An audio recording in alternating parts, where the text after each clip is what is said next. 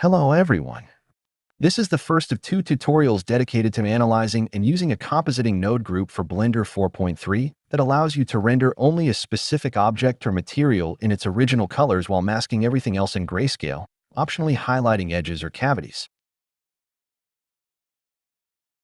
I created this node group after seeing a page in a manual where only certain car parts were highlighted at a time, while the rest of the car remained visible in grayscale to provide reference points for the position of the various components.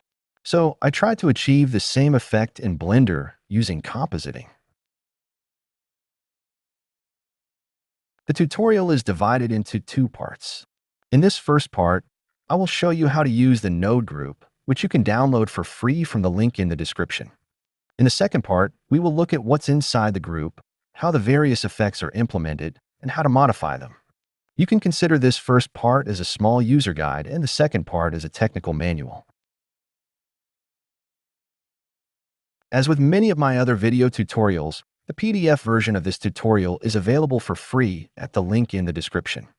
This is also a great time to subscribe to the channel and enable notifications so you don't miss future video tutorials. Alright, with that said, let's jump into the actual tutorial. I'll start with a quick overview of the first three inputs, then I'll show how to use the node with a couple of practical examples. The node group can be imported into your project using File Append, selecting as the source file the one provided in the package and navigating inside it to the node tree section to load the isolated on gray group. Once this is done, you can add the new node group in the compositing editor using Add Group. The first three input sockets of the group need to be connected to external data. The other sockets are parameters that allow you to define various effects and can be connected to external nodes as needed. The image input should, of course, be connected to the rendered image in color, whether coming from render layers or other processing nodes. The ID input should be connected to an ID mask node, which I did not integrate into the group because the index value of that node cannot be set externally. Therefore, it needs to be added manually outside the group. The ID value input of this node should be connected to the index object or index material information, depending on whether the elements to isolate are identified by an index on the object or the material. We will soon see two practical examples, but it's important to note that to obtain this information, you need to enable either Object Index or Material Index in the View Layer Passes panel. In the View Layer Passes panel, we also need to enable the Ambient Occlusion option, as this information will be sent to the Ambient Occlusion input of the node group. In the first practical example, the objects are separate, and each has a numeric index assigned to it in the Relations section of the Object Data Properties panel. For this reason, before starting the rendering, I enabled the Object Index option in the View Layer Passes.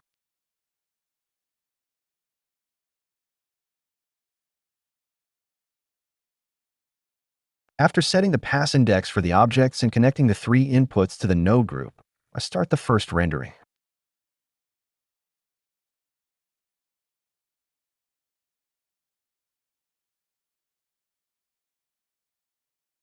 Since no object has 0 as its object index value, the areas corresponding to the object will be completely transparent.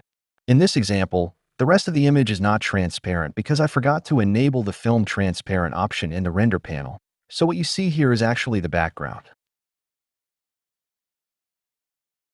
I then enable Film Transparent and render the scene again.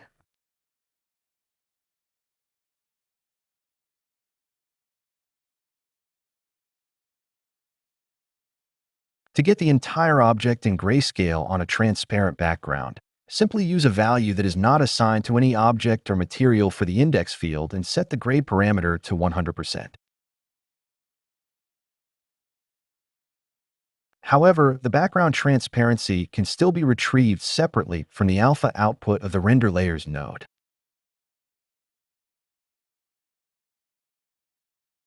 You can achieve a colored rendering on a transparent background simply by excluding the isolated on gray group by pressing the M key.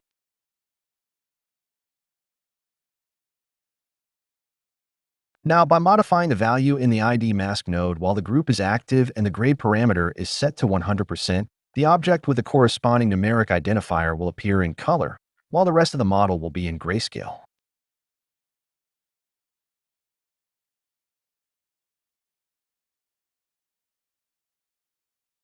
The two parameters grade contrast and gray brightness allow you to adjust the appearance of the grayscale areas, increasing contrast and brightness respectively. Increasing the contrast helps reduce details in the rendering areas where they are more evident.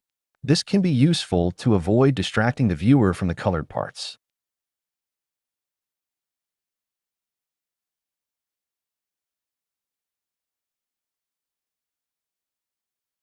Regarding the outlines and cavities of the various elements, we have the ambient occlusion mode and a filter that highlights the edges.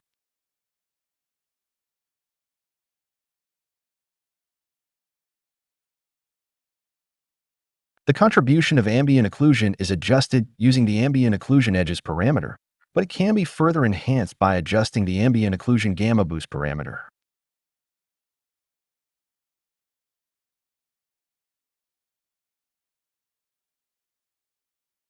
Ambient occlusion affects the geometry, while the filter used by secondary details also acts on textures, making it useful for emphasizing other types of details.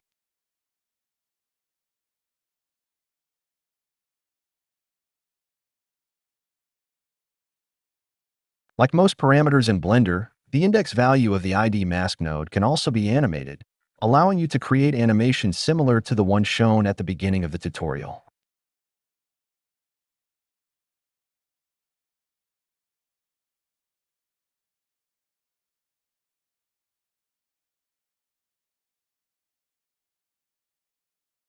I am now using a different object, but the functionality of the node group remains the same.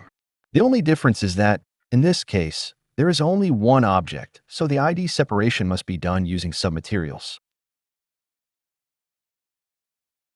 First, we need to enable and use the Material Index option in the View Layer Passes panel.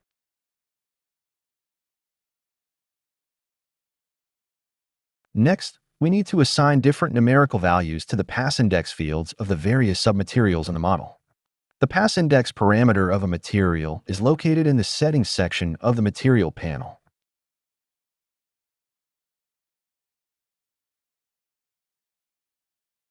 Now we can start rendering and use the node group just as we did with the first object.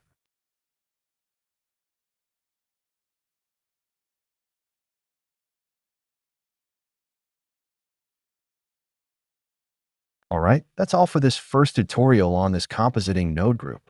In the next one, we'll take a look under the hood to see how these effects are implemented. See you soon.